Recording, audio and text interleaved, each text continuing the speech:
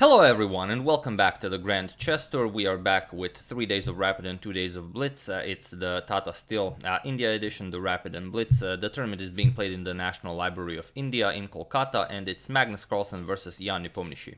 Now, before we check out the game, I would just like to mention, for those of you who have been following the channel for quite some time, not so long ago, okay, maybe some 6 months ago, I mentioned that we will be doing a chess manga, and that for those of you who are interested, that I will keep you posted. And then you sent me a lot of your emails with ideas for the manga. Well, we are now we're almost ready to take it forward, but we need the help of of a writer. So if any of you is a writer, or if any of you has a tendency to writing, do contact us on the email that will be provided below. It's agadmatormanga@gmail.com, but you can also just copy it. It will be the first thing you see in the description below.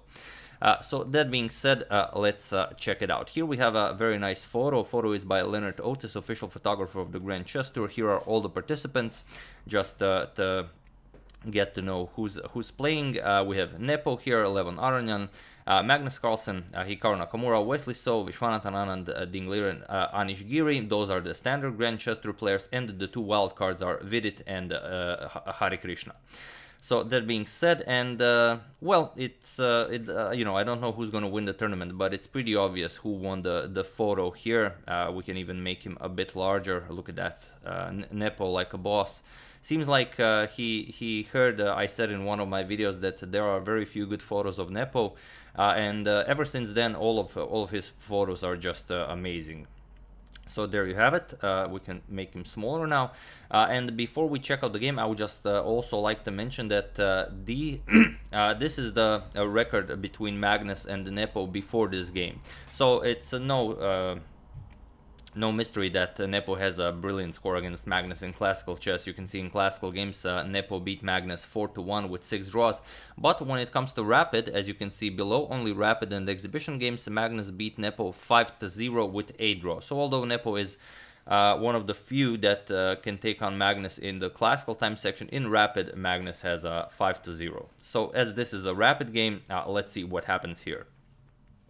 Magnus with the white pieces opens with e4. We have c5, Nepo goes for the Sicilian defense, knight f3, d6, and we have bishop to b5 check, the canal attack. Knight to d7 blocking, and now d4. We have c captures on d4, not knight but queen captures on d4, and now a6, pushing the bishop back. Bishop to e2, and now knight g to f6.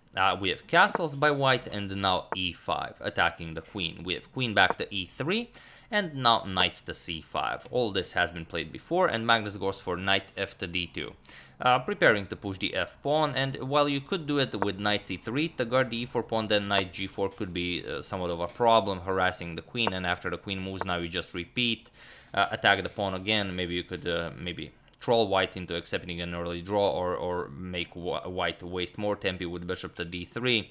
So it's hard to say, but knight f to d2 is the usual move here.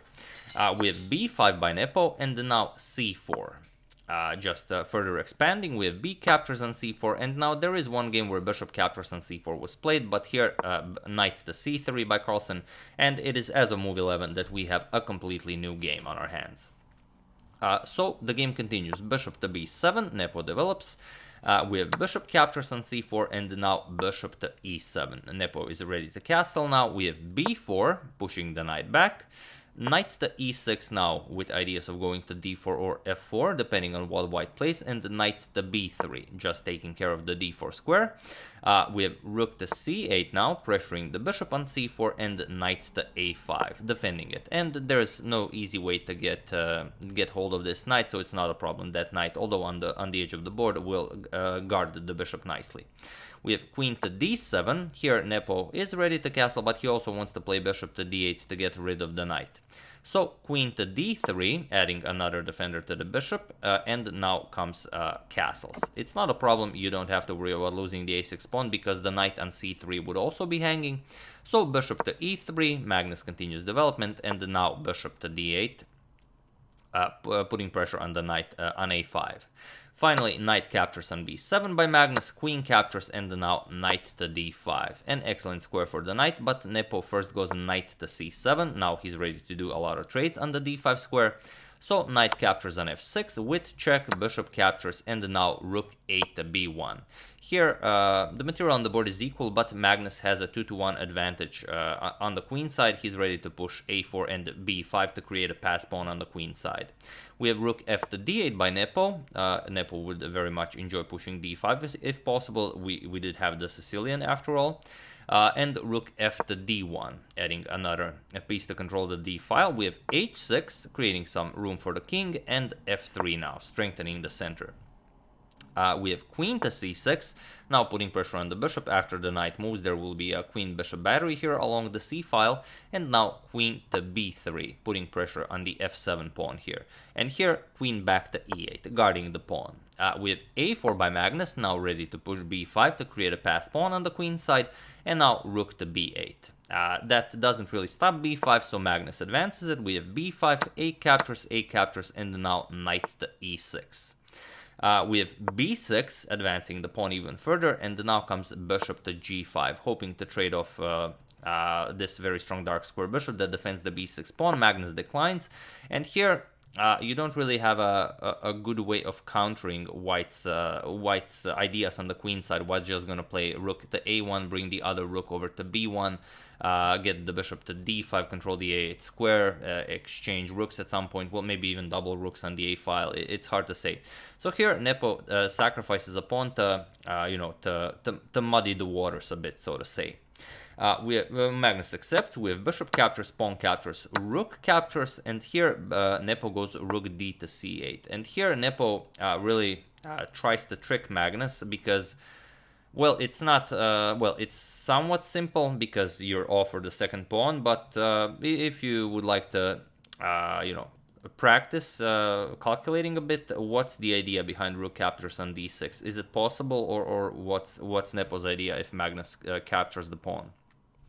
Try to figure out while I give you a couple of seconds. So for those of you who were able to do it, congratulations on finding such a sneaky idea. And for those of you who just want to enjoy the show, if rook captures here, then Nepo's idea was bishop to e7. Now, obviously, you have to move the rook if you don't want to be down at least the exchange. And after the rook moves, now you pick up the pawn on b6. And now the point is you cannot capture because bishop to c5 check wins the queen. That was Nepo's idea. But Magnus is not very impressed. He simply pushes b7, attacks the rook on c8. We have rook to c5 and bishop to d5 now, cementing his position here. You are not touching this pawn. It's on a light square. Black only has a dark square bishop. There are no knights. So unless you want to give up the exchange, that pawn is staying there forever. We have queen to e7 by Nepo, and now rook to c4. Now Magnus wants to trade down as much as possible because the pawn on b7 is a winning pawn. We have queen to c7. Now Magnus trades once, rook captures, pawn captures, creating a pass pawn of his own, and now g3. Preparing f4 and e5 to completely shut down the dark square bishop. We have bishop to f6 by Nepo, and now comes king to g2, just slowly improving the position. There is no rush, no one is touching that pawn. We have queen back to e7 by Nepo, and now queen to b6. We have bishop to e5, now guarding the rook here, and just queen to c6. At some point you want to push f4, e5 and go queen to c8 check, but not while the bishop guards the rook here. So we have king to h7, not allowing this to come with check if at any point played. So f4, attacking the bishop, and now you could go bishop somewhere back, but then rook to c1 will be very strong. You're going to lose the c5 pawn. So here Nepo is forced to put the bishop behind the pawn, but now comes queen to c8. And okay, it's not with check, so it's not that big of a deal. Queen to d6, you cannot capture, of course, because white just gets another queen into the game. So queen to d6, adding a defender to the rook, and now queen to f5 with check. We have king to h8 and only now king to h3, improving the position even more because Nepo is without a move here. We have queen to a6 by Nepo, and now comes e5. just shutting down the bishop even further. Well, yes, it was at this point on move 44 that Jan Nepomniachtchi resigned the game, because here black is without a move. There's nothing you can do. White wasn't in a rush to push anything. You can just win this pawn, which is perfectly enough for a win. I mean, the passed b pawn is already enough for a win, but whatever you play, let's say c4, just queen captures on f7. You're gonna push c3, but then what else can you play here? If queen to c7, attacking the rook on this square, there's not much you can do. You could try to defend it, but well, whatever you do, either you guard with the bishop and then you lose the c3 pawn, or if queen to a7, then you can just deliver queen to c8 check, like if this goes here, queen to c8 check. Now you cannot trade because white just gets another queen into the game, and if king h7, then bishop to e4 check will be deadly. g6, now queen to c7 check, king has to move, and now bishop captures on g6, and black is getting mated. There's no way around this. So of course Nepo knows this. After e5 he resigns the game, and an excellent victory for Magnus Carlsen in round 2 of the Tata Steel Rapid tournament in India, Kolkata. So yeah, that's the game. I do hope you enjoyed it.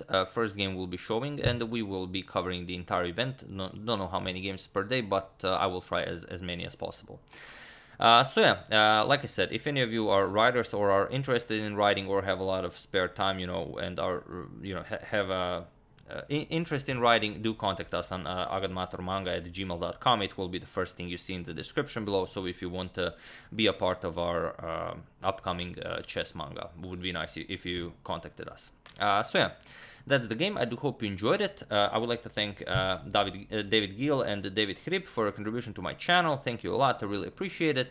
As usual, you can check 2 of my previous videos here. Thank you all for watching, and I will see you soon, continuing the coverage of the Grand Chess Tour, continuing to check up on your wonderful suggestions, and so on, until we decide on our next big saga. So thank you all. I will see you soon, and have an excellent rest of your day.